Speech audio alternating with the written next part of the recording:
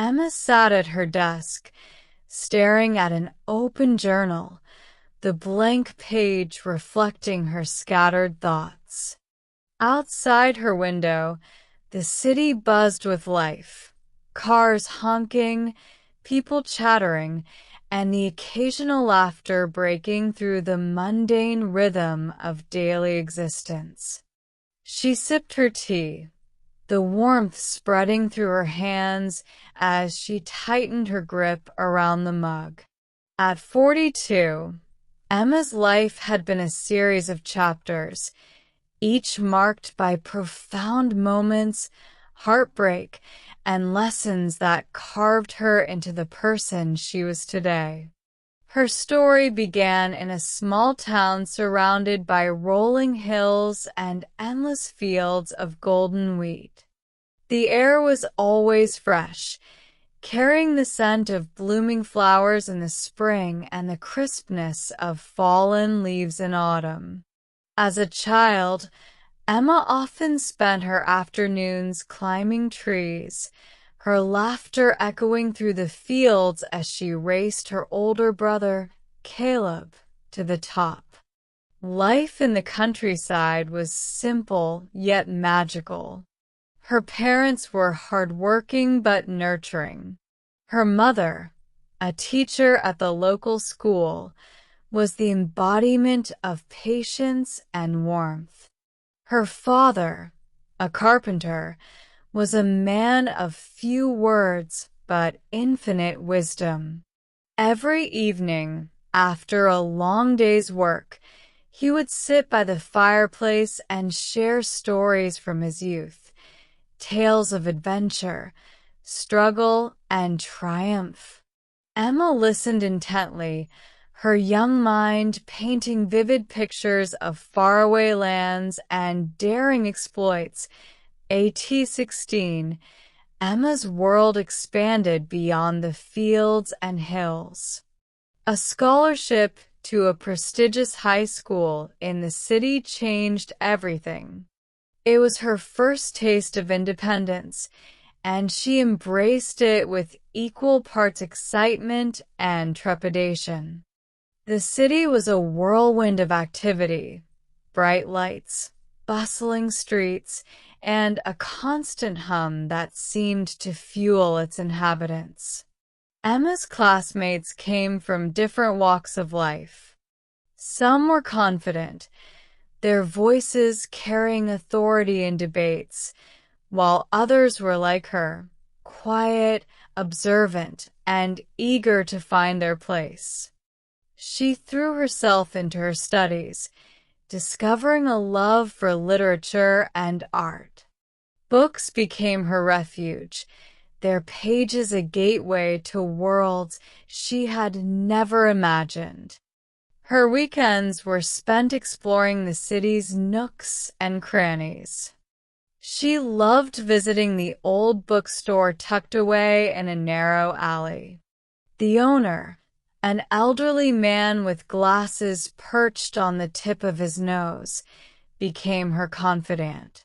He recommended novels that fed her growing curiosity about the world and encouraged her to chase her dreams. University life was a revelation. Emma moved to the capital to pursue a degree in cultural anthropology, a field that married her love for history and human stories. The campus was alive with intellectual debates, art exhibitions, and late-night conversations over cups of coffee. It was here that she met Ryan, a fellow student with a passion for photography. Their connection was instant, their shared love for adventure and discovery pulling them together like magnets. They spent hours discussing their dreams, often sneaking off to nearby towns to document local traditions and immerse themselves in unfamiliar cultures. Their relationship deepened, and for a while, Emma believed they would spend their lives together. But life had other plans. After graduation, Ryan was offered a prestigious opportunity abroad, while Emma chose to stay back and work on a research project close to her heart. The decision to part ways was mutual, but left Emma with an ache she carried for years. In her late 20s, Emma embarked on a journey of self-discovery. Armed with a backpack and a journal, she traveled across continents, immersing herself in diverse cultures.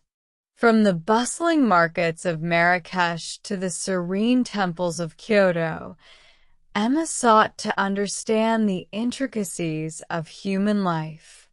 Her journal became a treasure trove of experiences. She wrote about the kind woman in Istanbul who taught her to weave carpets, the spirited children in a Kenyan village who insisted on braiding her hair, and the quiet monk in Bhutan who spoke of inner peace. Each encounter added a layer to her understanding of the world and her place in it. At 35, Emma returned to her roots, ready to settle but not to stop dreaming. She used her savings to open a community center in her hometown, where she taught art and storytelling to children. The center became a hub for creativity and connection, bridging the gap between generations and cultures. Her work was fulfilling, but not without challenges. Funding was often scarce, and the workload was relentless. Yet, Emma persevered, drawing strength from the smiles of the children and the gratitude of their parents. Her life felt meaningful, even in its imperfections now. In her 40s, Emma had become a mentor to many. Her community center flourished, and her stories inspired others to chase their dreams. She had published 2 books, each a collection of her experiences and the lessons she had learned along the way. One evening, as she prepared for a workshop, a young girl approached her. "Miss Emma," she said shyly, "I want to be like you when I grow up." Emma knelt to the girl's level, her eyes brimming with tears. "Don't be like me," she said gently. "Be yourself. That's the most beautiful thing you can be." As Emma looked around the room filled with eager faces, she felt a profound sense of gratitude. Life had not been a straight path. It had been a series of winding roads, each with its own set of challenges and rewards. Sitting at her desk that evening, she opened her journal once more.